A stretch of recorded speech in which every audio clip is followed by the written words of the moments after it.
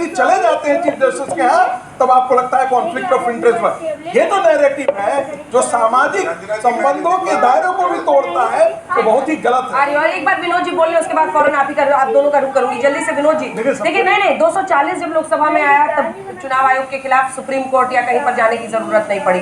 जम्मू कश्मीर में ठीक है, जब नतीजा विपक्ष के खिलाफ आएगा तो लोकतंत्र में गड़बड़ी है, संविधान में गड़बड़ी है, तंत्र में गड़बड़ी है, सब गलत है, अपने अंदर झांकने के बजाय ये कब तक चलेगा? मेरा जी ये आज से नहीं हो रहा है।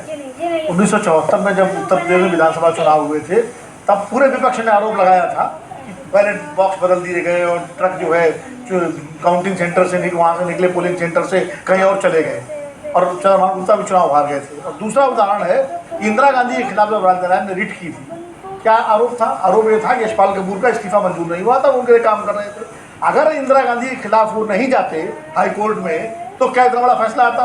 तो अगर कांग्रेस पार्टी को शिकायत है, अगर है और जो कि शिकायत दिखा रही है, तो कानूनी विकल्प उसके सामने खुला है, चुनाव आयोग जाए, सुप्रीम कोर्ट जाए। लेकिन देखो, कांग्रेस पार्टी को सबसे पहले अपने घर की बैटरी ठीक करनी पड़ेगी, अपनी बैटरी चेक करनी पड़ेगी कि वो लगातार, जो भी आशुतोष ने कहा, वो जीता हुआ चुनाव जिसको लोग मानते हैं वो कैसे हार जाते हैं। दुबे जी नोट कर रहे हैं आपने जो कहा ना कि अपनी बैटरी को ठीक करें। मध्य प्रदेश से हैं, ये जीत रहे थे, हार गए बुरी तरह से, छत्तीसगढ़ हारे, हरियाणा हारे।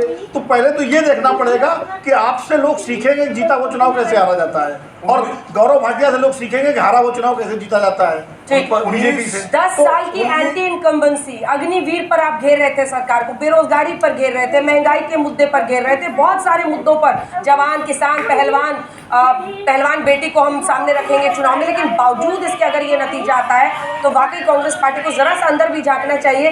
सिर्फ अंतर तंत्र संविधान करके ही मामले से नहीं निपटा जा सकता है। लेकिन संगीत जी थोड़ा सा इंतजार कर लीजिए, एक बार गौरव जी को बोले, अरे आपसे अच्छा ही वो डिफेंड करेंगे, बीजेपी के प्रवक्ता है भाई गौरव जी। मैं 1974 के इलेक्शन के बारे में सिर्फ इतना जिक्र कर देना चाहता हूँ कि तब कांग्रेस पार्टी बूथ लुटवाया करती थी, बूथ रिगिंग होते थे, मास रिगिंग हुआ करते थे, बैलेट लोग उठा करके ले जाया करते थे। क्यों नहीं गया? हाँ, यही बोले ना, तब तंत्र भी उनका था, सरकार भी उनकी थी। कुछ भी बोल रहे हैं, मतलब भारत के ये बोल रहे हैं तो आपको कष्ट क्यों हो रहा है? कांग्रेस पार्टी को डिफेंड कर रहे हैं, कांग्रेस पार्टी को डिफेंड कर रहे हैं, आप कांग्रेस पार्टी के प्रवक्ता नहीं थे। हम जानते हैं कि कैसे बूथ जो है बंदूक और राइफल के बर्तन में आ जाते हैं। मैंने भी देखा है, ये तो मैंने देखा है, वैसे भारत नहीं है। ठीक है गौरव जी बोलिए।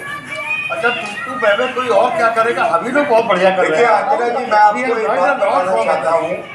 बहुत बढ़िया, बोलिए गौरव जी जल्दी। अंजना जी देखिए, किसी पार्टी को, किसी नेता को क्या परिभाषित करता है? जीतने पे उसका व्यवहार क्या है नहीं, हार के उसका चरित्र क्या है ये परिभाषित करता है। और मैं आपको उदाहरण देता हूँ। 5 तारीख को एग्जिट पोल आए, सारे एग्जिट पोल में भारतीय जनता पार्टी को हराया जा रहा था।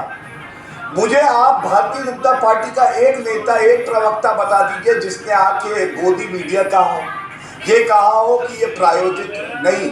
हमने कहा कोई बात नहीं, हम इंतजार करेंगे, जब परिणाम आएंगे तब बात करेंगे।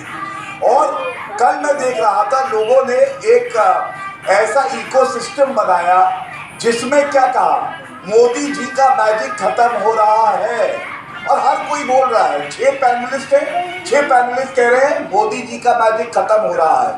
Modi ji is magic and Rahul Gandhi is tragic.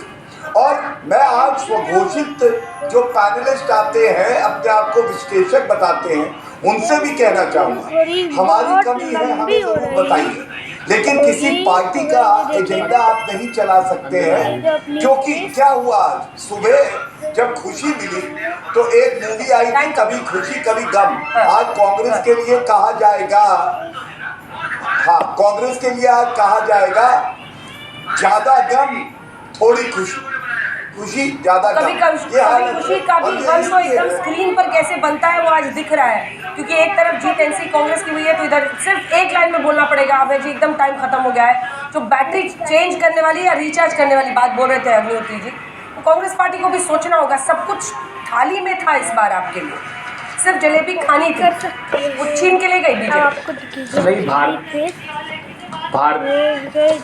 Bharatiya Janata party ने विकास की बैटरी छीन ली हरियाणा की। 36 बड़े नेता छोड़कर भागे भारतीय जनता पार्टी को।